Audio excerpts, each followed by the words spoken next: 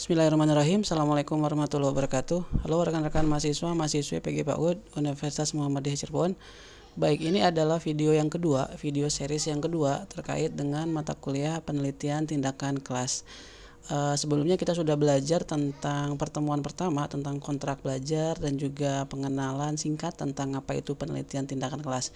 Pada minggu yang kedua ini kita akan coba untuk lebih dalam terkait penjelasan tentang apa sih itu konsep penelitian tindakan kelas, tujuan, karakteristik PTK, tentunya dalam konteks pendidikan anak usia dini.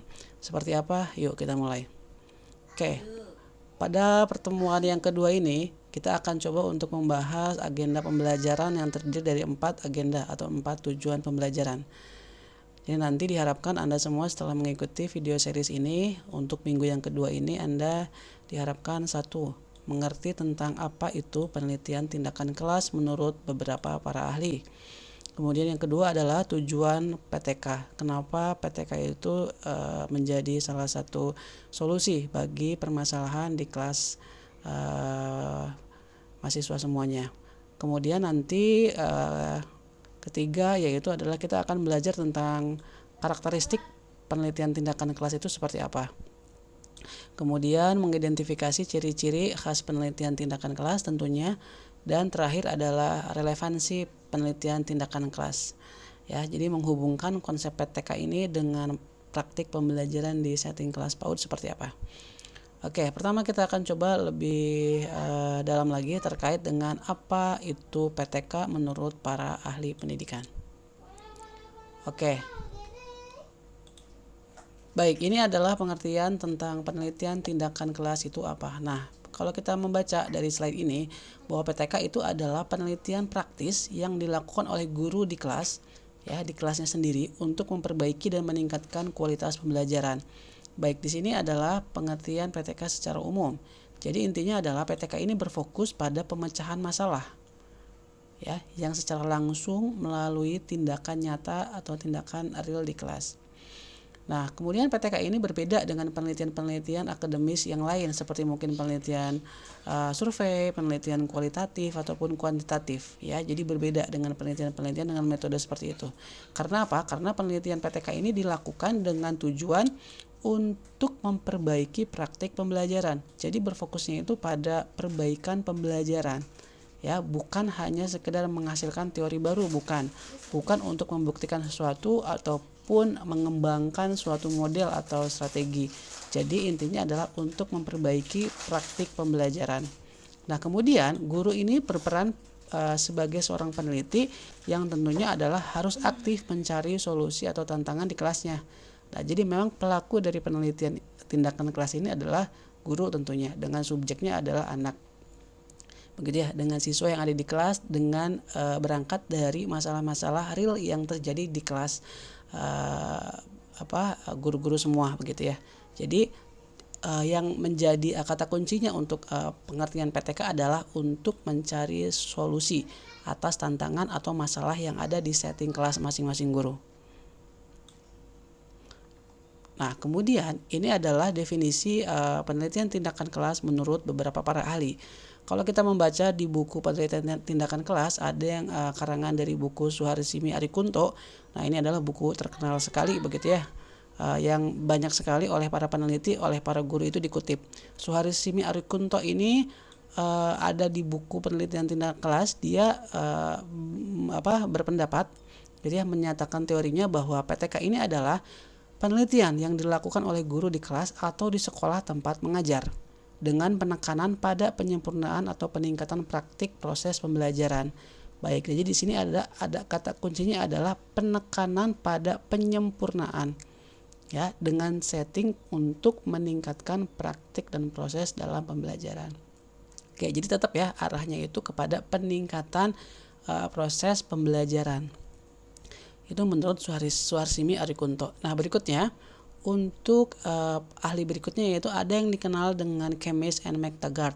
Nah, ini adalah seorang ahli yang memang mencetus metode spiral ya dari penelitian tindakan kelas ini.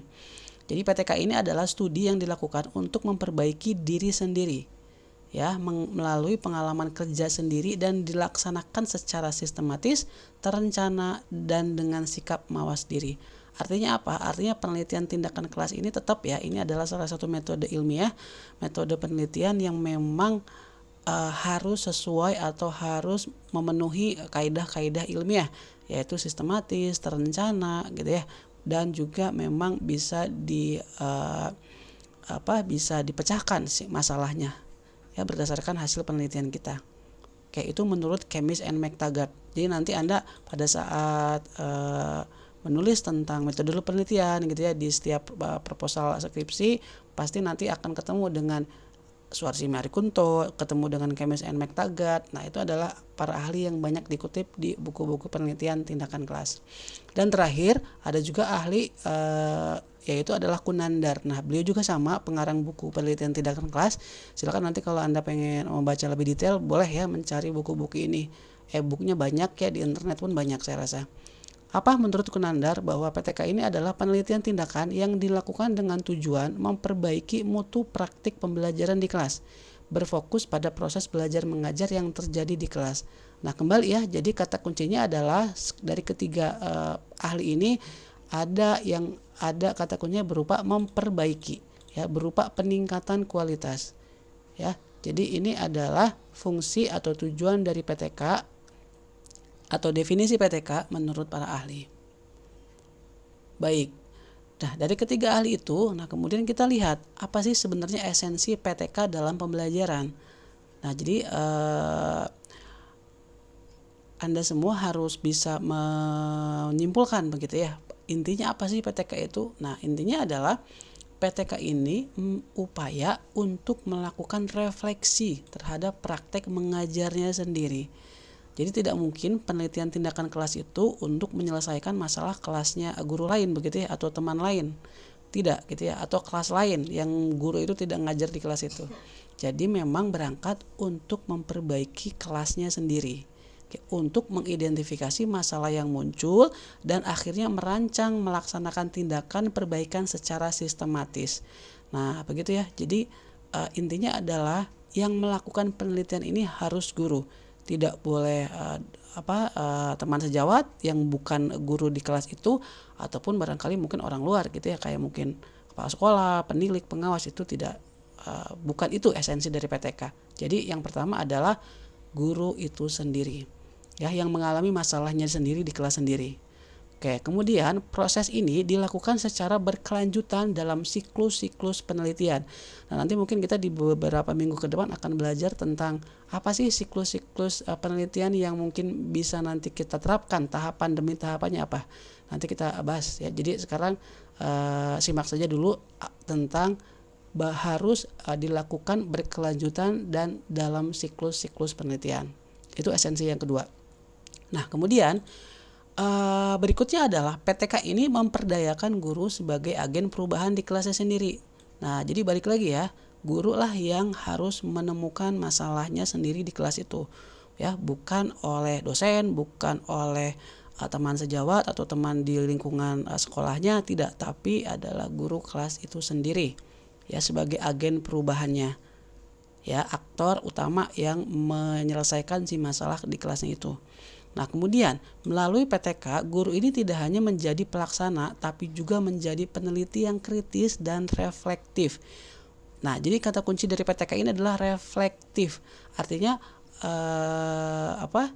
berangkat dari hasil perenungan gitu ya, berangkat dari hasil refleksi sendiri terhadap apa yang sudah dilakukan di kelas, ya, terhadap prakteknya sendiri di kelas. Ya, jadi kalau PTK itu lebih banyaknya adalah hasil refleksi diri, kemudian baru menemukan solusinya apa. Nah, sehingga diharapkan pembelajarannya nanti akan lebih responsif terhadap kebutuhan anak didik. Jadi karena memang ini bersifatnya spesifik terhadap masalah di kelas, setting kelasnya sendiri, tentunya pasti kebutuhan setiap kelas atau kebutuhan peserta didik pasti berbeda-beda antara kelas satu dengan kelas yang lain. Begitu ya, jadi esensinya itu. Jadi PTK ini tidak bisa diselesaikan oleh bukan guru yang ada di kelas yang ada masalahnya begitu ya, atau yang tidak sesuai dengan kelas yang dia ajar. Jadi memang harus guru kelas itu sendiri yang menyelesaikannya. agar sesuai dengan kebutuhan anak didik gitu ya, agar sesuai dengan masalah yang ada di setiap anak didik. Nah, berikutnya sekarang kita coba untuk membahas tentang apa sih tujuan penelitian tindakan kelas itu.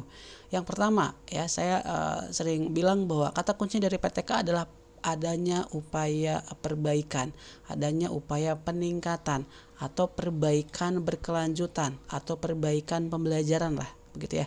Intinya adalah untuk meningkatkan kualitas proses dan hasil pembelajaran ya melalui tindakan perbaikan yang terencana dan sistematis. Jadi dalam melakukan proses perbaikannya itu tidak bisa kita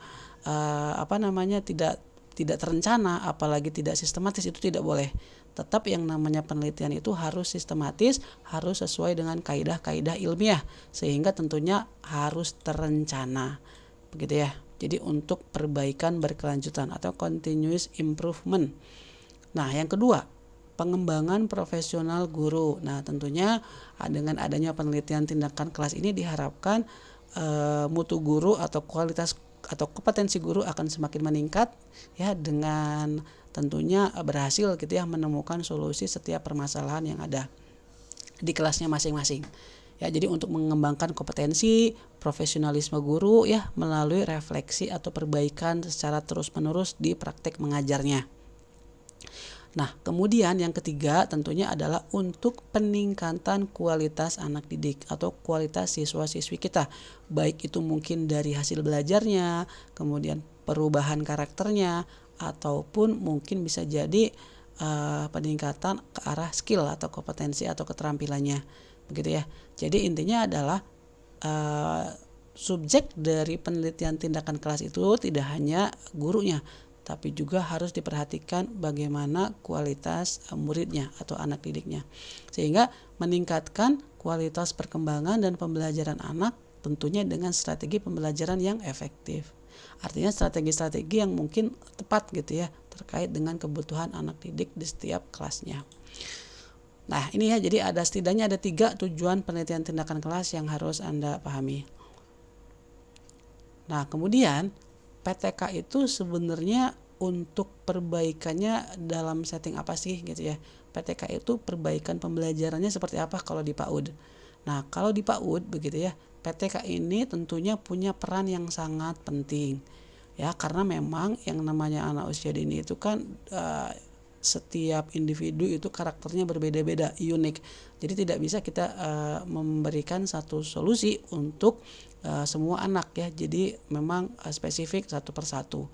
Nah, melalui PTK ya, guru ini tentu bisa mengidentifikasi kebutuhan atau metode pembelajaran yang sesuai dengan kebutuhan dan tahap perkembangannya, tahap perkembangan anak.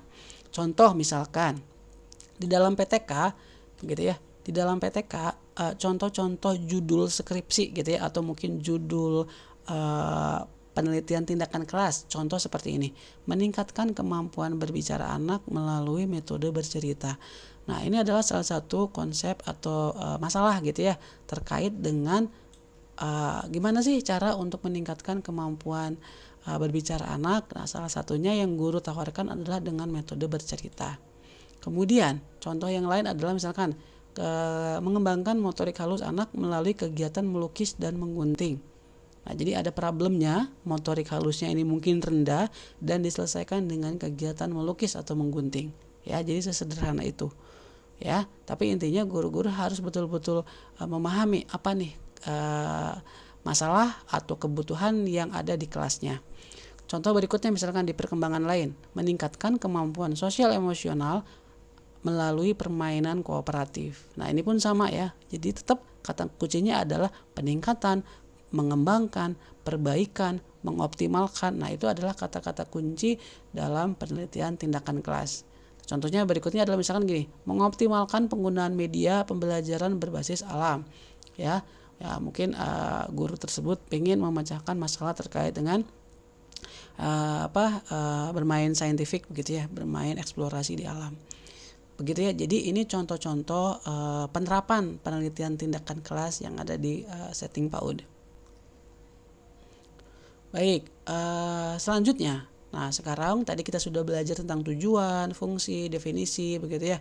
Berikutnya adalah karakteristik utama dari penelitian tindakan kelas itu apa. Gitu ya, agar kita bisa mudah begitu ya untuk menentukan bedanya penelitian tindakan kelas dengan penelitian yang lain itu apa sih. Ya, jenis-jenis penelitian lain kan itu kan banyak ya, ada penelitian survei, penelitian kuantitatif, kualitatif, ada mixed method gitu ya. Nah, itu kan banyak sekali. Fenomenologi. Nah, sehingga apa sih karakter utama dari penelitian tindakan kelas ini? Biar nanti Anda tidak bingung. Baik. Yang pertama, karakteristik dari penelitian tindakan kelas adalah adanya siklus yang berulang dari mulai tahap plan atau perencanaan, do atau pelaksanaan, observing pengamatan, dan terakhir adalah reflecting atau refleksi. Nah, di mana keempat tahapan ini atau siklus ini ya harus dilakukan secara bertahap, harus sistematis. Tidak boleh guru langsung ke tahap pengamatan tanpa sebelumnya pelaksanaan. Pelaksanaan nggak bisa juga kalau sebelum direncanakan.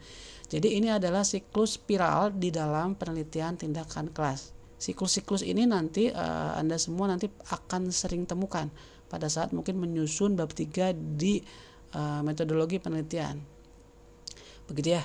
Nah, kita bahas satu. Misalkan perencanaan. Apa sih itu perencanaan?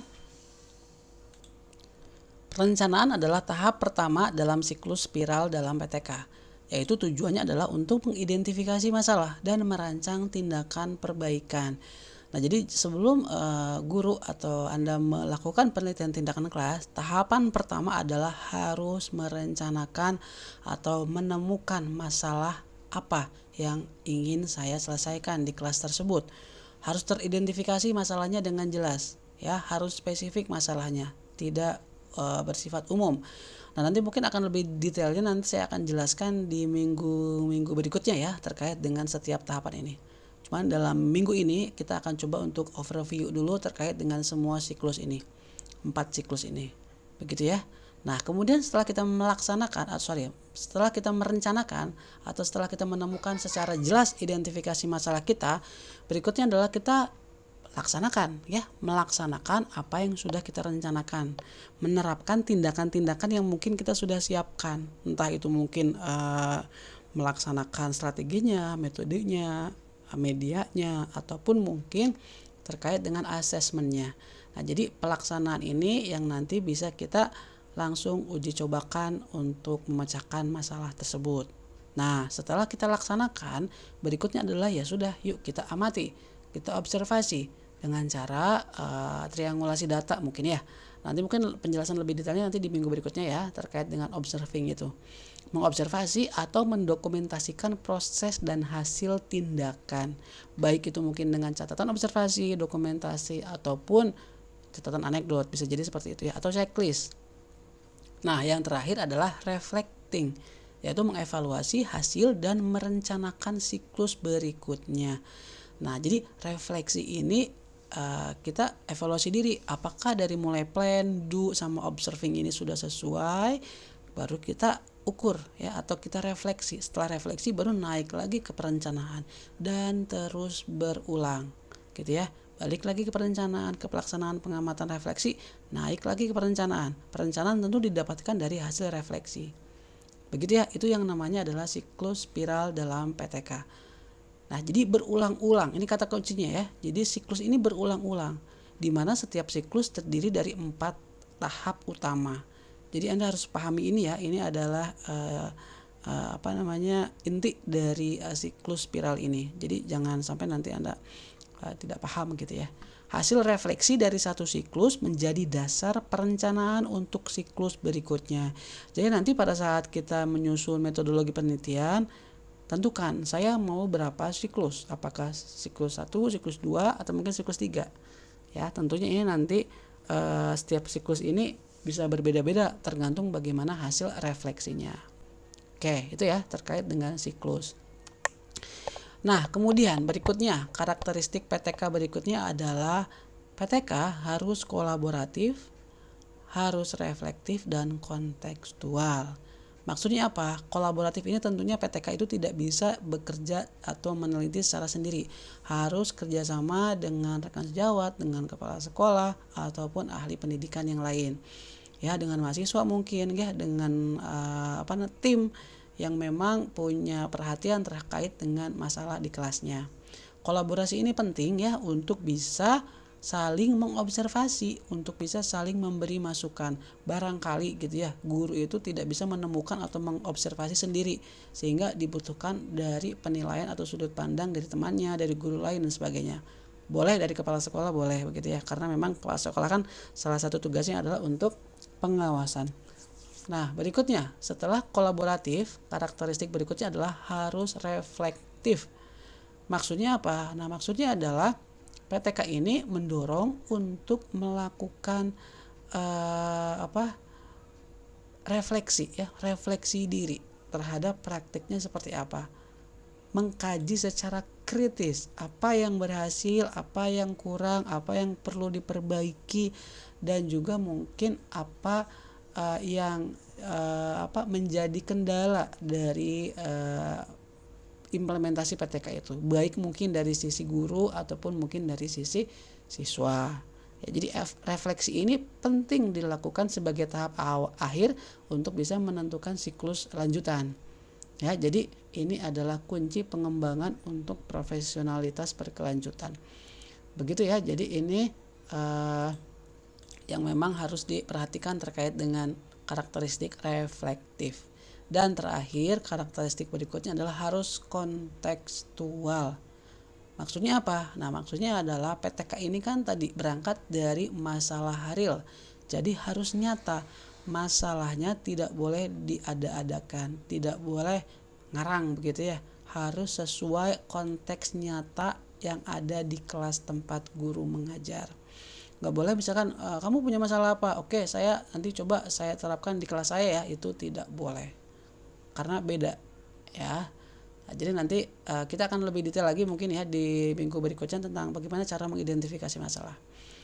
Nah, tapi untuk kontekstual ini yang harus Anda pahami adalah masalahnya harus nyata, harus dihadapi oleh guru itu sendiri, dan solusinya pun harus spesifik sesuai dengan kelas itu sendiri.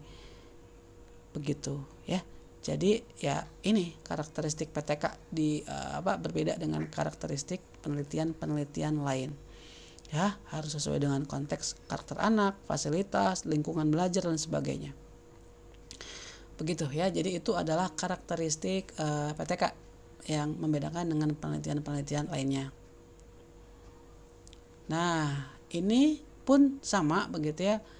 Karakteristik partisipatif dalam PTK.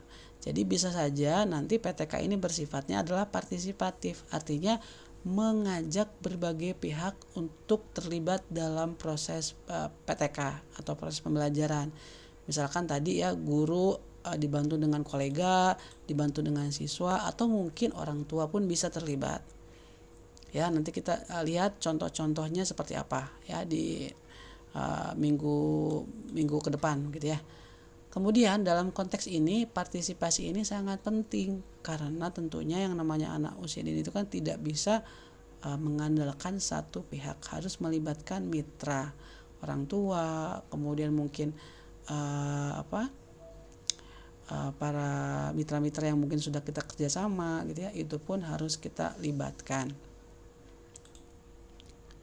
Nah, terakhir adalah kesimpulan begitu ya untuk video yang kedua ini atau rangkuman. Setelah tadi kita sama-sama menyimak ya terkait dengan apa itu PTK, siklus spiral seperti apa. Jadi rangkumannya atau kesimpulannya adalah PTK ini untuk pembelajaran PAUD yang berkualitas. Artinya PTK ini adalah sebagai alat ya, sebagai metode atau cara yang powerful bagi guru untuk terus meningkatkan kualitas pembelajaran. Tentunya masalah di kelas itu kan banyak. Masalah itu kan bisa muncul tidak pernah selesai begitu ya. Artinya harus terus diadakan perbaikan berkelanjutan ya. Jadi dengan kita semua ya mengikuti mata kuliah ini, memahami definisi PTK, tujuan PTK, karakteristik PTK, nanti Anda sebagai calon-calon guru PAUD ya diharapkan tentunya dapat menerapkannya dalam praktek pengajaran nanti di kelas.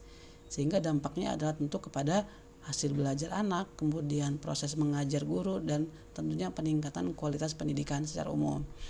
Ya, jadi ini adalah kesimpulan terakhir ya untuk video kali ini, bahwa PTK itu apa? PTK itu bisa dikatakan sebagai continuous improvement atau perbaikan berkelanjutan. Setiap siklus harus diakhiri dengan refleksi dan tindakan untuk pembelajaran yang lebih baik. Setiap siklus tentunya berbeda-beda. Ya, tergantung bagaimana refleksi dilakukan. Yang kedua, kesimpulannya adalah tentunya guru ya yang menjadi subjek peneliti atau aktor peneliti. Ya, jadi guru harus betul-betul memahami bagaimana PTK itu didesain. Ya, tujuannya tentunya adalah untuk mengembangkan profesionalisme melalui penelitian di kelasnya sendiri. Ya, jadi memang konteksnya adalah konteks kelas sendiri. Dan terakhir tentunya adalah PAUD atau PTK ini tentunya harus responsif terhadap kebutuhan setiap anak.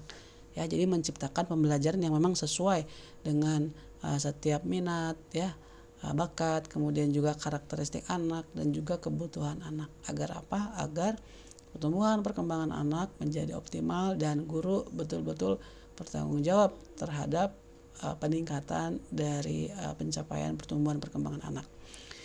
Begitu teman-teman mahasiswa, saya rasa untuk video kali ini cukup sekian, mudah-mudahan dipahami, dan memang kalau ada yang memang perlu ditanyakan atau didiskusikan lanjutan, boleh nanti kita pada saat di kelas ya, atau mungkin pada saat Zoom bisa ditanyakan. Sekian, itu saja dari saya, mohon maaf atas segala kekurangannya. Assalamualaikum warahmatullahi wabarakatuh.